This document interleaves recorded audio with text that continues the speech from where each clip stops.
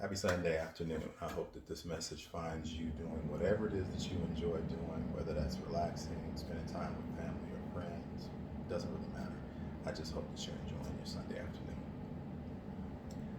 I wanted to spend a couple of minutes sharing a little bit of information.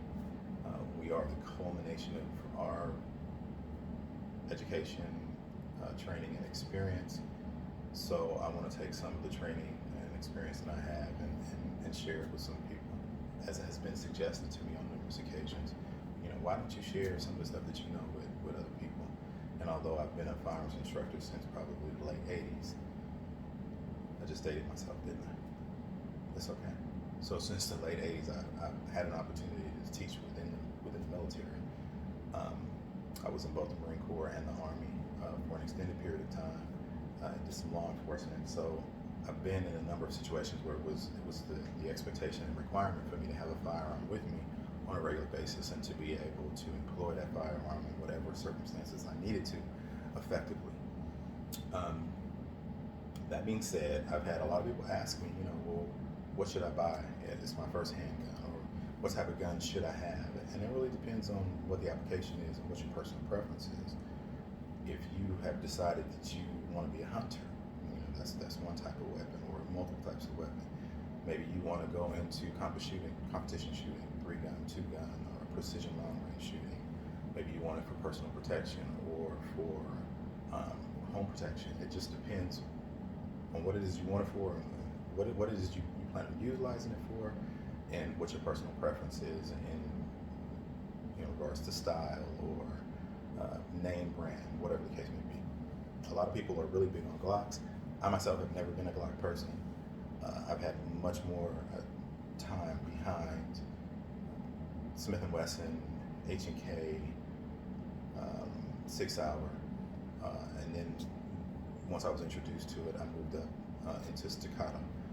So a lot of it is personal preference. If I could give a suggestion, or if I was to give a suggestion about what to purchase, I would say that there are three things that you kind of want to have. One is a good handgun, the second is a shotgun, and then the third is going to be a long gun.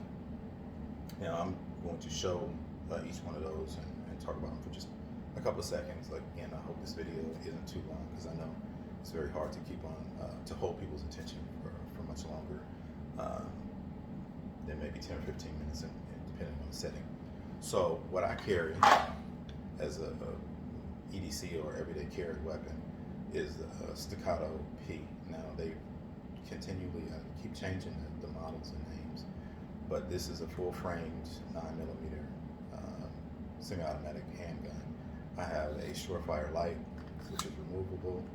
I have a red dot, and I have suppressor height sights to work in conjunction with the red dot. The red dot is just a little bit easier for target acquisition. My eyes no longer operate at that 20/20 vision. Certainly not the 20/10 I had at one point, but eyes are a little older, a little slower, so it's a little bit easier for me to do so. This would be a 1911 or 2011 style weapon with multiple safeties, and then a hammer, which striker fire weapons such as this H&K VP9 do not have. The trigger mechanism is completely encased within the upper housing. So a good handgun, again, whether you like a revolver or a semi-automatic weapon, could be your first weapon, just depending on how you feel about it.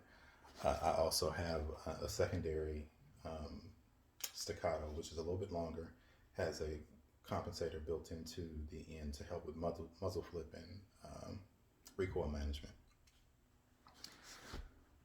Now, when you buy a handgun, or when you start talking about what your application is for the weapon, if it's for home defense or personal defense, especially home defense, you want to take into account that bullets go through walls, penetration. So oftentimes, a lot of people will recommend that people purchase shotguns. It's more of an area weapon. It's something that is not required that you are at as good a shot as if you were utilizing maybe an AK style weapon or an AR type weapon or a handgun. Again, this isn't, it shoots, let's say you're using, double eye buck. So that dispersion pattern gets wider as it travels away from the individual who's holding the weapon. So more of an area weapon than it is a precision weapon.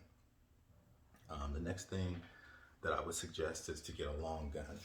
Now this isn't as long, certainly as a long gun could be. They have bolt action, semi-automatic, what have you. This is an AR style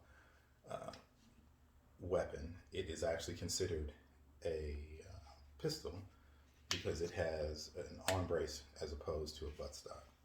So on this particular weapon, I have it so that I can break it down for storage. You can put it in a backpack, what have you. It has a light, pressure switch, turn on, turn off, another red dot, and a magnifier. The magnifier is used, of course, just like binoculars. It brings things into view, brings it closer. I have an angled foregrip, and again, that just flips out, and you have the ability to go ahead and utilize that.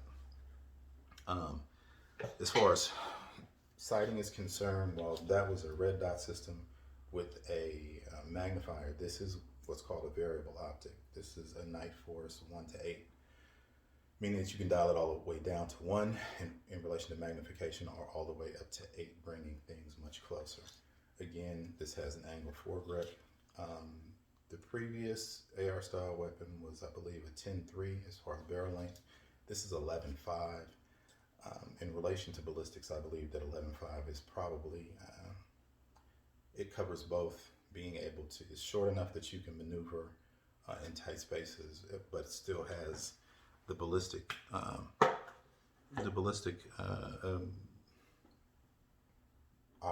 properties that let you reach out easily to 500 yards. Remembering that most people are not going to be trying to engage targets, again, unless maybe you're into competition shooting or doing something. Real world situations, for a normal person, you just probably wouldn't find yourself in a situation where you have to reach that far out. Although it is nice to be able to, and to be able to do so effectively. The other thing I guess I want to touch on is a suppressor, having a suppressor. Now, many people have seen these things. People call them cans, suppressors. Some people call them silencers. They are not silencers. Hollywood has made us, cause us to believe that you can put a suppressor on the end of a weapon and all of a sudden it sounds like a whisper, and that's not true. Especially when you're dealing with something like 5.56 or 223 ammunition that breaks the sound barrier. That crack is what makes it loud. The suppressor then mitigates that noise and makes it more comfortable for you to shoot, especially if you plan on shooting a lot and you enjoy shooting. It protects your ears, or it's an additional protection for your ears. It is not the tool of criminals per se. However, it is regulated by the ATF. And I won't even get into conversations about the ATF today, because again, I'm actually getting ready to wrap this up. I just wanted to bring a little bit of information to you. It wasn't really detailed. Again, if I'm going to start doing this, I got to start somewhere. And I thought this was a good place. Certainly, if you have any questions, comments, or even suggestions, you can hit me in the comment section, or you can DM me. That was DM, direct messenger, whatever. You can do that. And that's pretty much it. I hope you guys have a wonderful Sunday afternoon, and I thank you for however many minutes you spent looking at this video. All right, take care.